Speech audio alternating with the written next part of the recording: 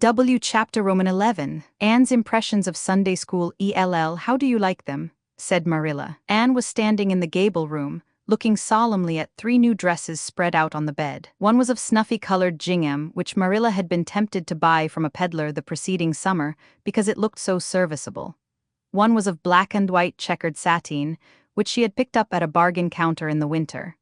And one was a stiff print of an ugly blue shade which she had purchased that week at a Carmody store. She had made them up herself, and they were all made alike, plain skirts fulled tightly to plain waists, with sleeves as plain as waist and skirt and tight as sleeves could be. "I'll imagine that I like them," said Anne soberly. "I don't want you to imagine it," said Marilla, offended. "Oh, I can see you don't like the dresses. What is the matter with them? Aren't they neat and clean and new?" "Yes, then why don't you like them?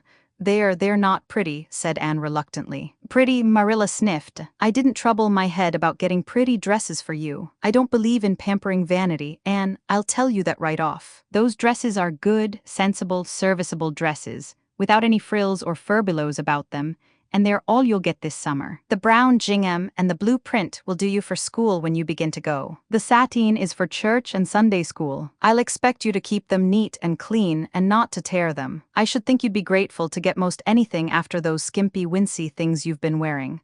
"Oh, I am grateful," protested Anne, "but I'd be ever so much gratefuler if you'd made just one of them with puffed sleeves. Puffed sleeves are so fashionable now. It would give me such a thrill, Marilla, just to wear a dress with puffed sleeves." "Well, you'll have to do without your thrill. I hadn't any material to waste on puffed sleeves. I think they are ridiculous-looking things anyhow. I prefer the plain, sensible ones. But I'd rather look ridiculous when everybody else does than plain and sensible all by myself," persisted Anne mournfully. "Trust you for that. Well, hang those dresses carefully up in your closet, and then sit down and learn the Sunday school lesson. I got a quarterly from Mr. Bell for you, and you'll go to Sunday school tomorrow," said Marilla, disappearing downstairs in high dudgeon. Anne clasped her hands and looked at the dresses. "I did hope there would be a white one with puffed sleeves," she whispered disconsolately. "I prayed for one, but I didn't much expect it on that account. I didn't suppose God would have time to bother about a little orphan girl's dress. I knew I'd just have to depend on Marilla for it. Well, fortunately I can imagine that one of them is of snow-white muslin with lovely lace frills and 3 puffed sleeves." The next morning warnings of a sick headache prevented Marilla from going to Sunday school with Anne. "You'll have to go down and call for Mrs. Lind, Anne," she said. "She'll see that you get into the right class. Now, mind you behave yourself properly. Stay to preaching afterwards and ask Mrs. Lind to show you our pew. Here's a cent for collection. Don't stare at people and don't fidget. I shall expect you to tell me the text when you come home." Anne started off irreproachable, arrayed in the stiff black and white sateen, which, while decent as regards length and certainly not open to the charge of skimpiness, contrived to emphasize every corner and angle of her thin figure. Her hat was a little, flat, glossy New Sailor, the extreme plainness of which had likewise much disappointed Anne, who had permitted herself secret visions of ribbon and flowers. The latter, however, were supplied before Anne reached the main road, for being confronted halfway down the lane with a golden frenzy of wind-stirred buttercups and a glory of wild roses, Anne promptly and liberally garlanded her hat with a heavy wreath of them. Whatever other people might have thought of the result, it satisfied Anne, and she tripped gaily down the road, holding her ruddy head with its decoration of pink and yellow very proudly. When she had reached Mrs. Lynde's house, she found that lady gone. Nothing daunted, Anne proceeded onward to the church alone. In the porch she found a crowd of little girls, all more or less gaily attired in whites and blues and pinks, and all staring with curious eyes at this stranger in their midst, with her extraordinary head adornment. Avonlea little girls had already heard queer stories about Anne. Mrs. Lynde said she had an awful temper.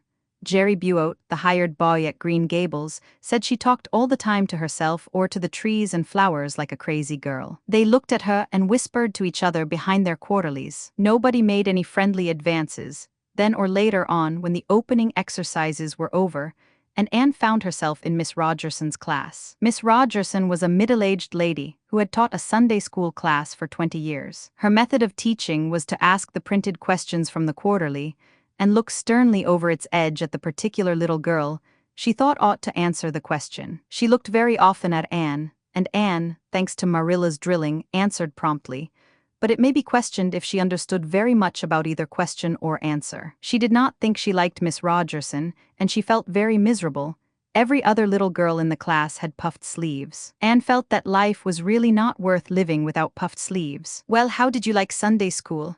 Marilla wanted to know when Anne came home. Her wreath having faded, Anne had discarded it in the lane, so Marilla was spared the knowledge of that for a time. "I didn't like it a bit. It was horrid." "Anne Shirley," said Marilla rebukingly. Anne sat down on the rocker with a long sigh, kissed one of Bonny's leaves, and waved her hand to a blossoming fuchsia. "They might have been lonesome while I was away," she explained. "And now about the Sunday school. I behaved well just as you told me. Mrs. Lynde was gone, but I went right on myself. I went into the church with a lot of other little girls, and I sat in the corner of a pew by the window while the opening exercises went on. Mr. Bell made an awfully long prayer. I would have been dreadfully tired before he got through if I hadn't been sitting by that window, but it looked right out on the lake of shining waters, so I just gazed at that and imagined all sorts of splendid things."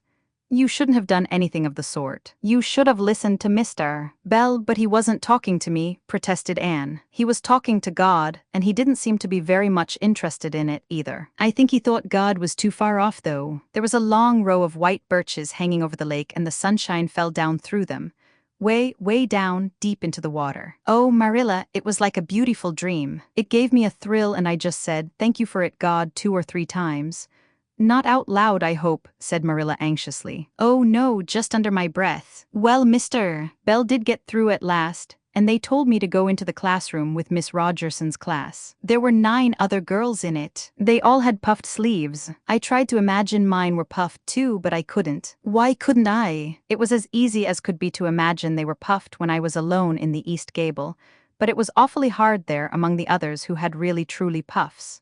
You shouldn't have been thinking about your sleeves in Sunday school. You should have been attending to the lesson. I hope you knew it." "Oh yes, and I answered a lot of questions. Miss Rogerson asked ever so many. I don't think it was fair for her to do all the asking. There were lots I wanted to ask her, but I didn't like to because I didn't think she was a kindred spirit." Then all the other little girls recited a paraphrase. "She asked me if I knew any. I told her I didn't, but I could recite 'The dog at his master's grave' if she liked." That's in the 3rd Royal Reader. It isn't a really truly religious piece of poetry, but it's so sad and melancholy that it might as well be. She said it wouldn't do, and she told me to learn the 19th paraphrase for next Sunday. I read it over in church afterwards, and it's splendid. There are 2 lines in particular that just thrill me. "Quick as the slaughtered squadrons fell in Midian's evil day."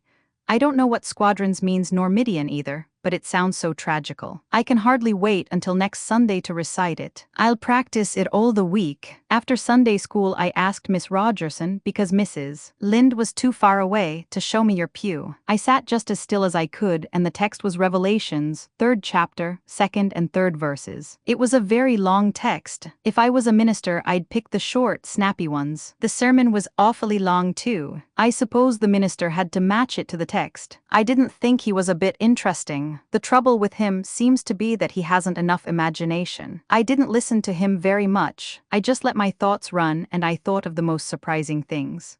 Marilla felt helplessly that all this should be sternly reproved, but she was hampered by the undeniable fact that some of the things Anne had said, especially about the minister's sermons and Mr. Bell's prayers, were what she herself had really thought deep down in her heart for years, but had never given expression to. It almost seemed to her that those secret, unuttered, critical thoughts had suddenly taken visible and accusing shape and form in the person of this outspoken morsel of neglected humanity.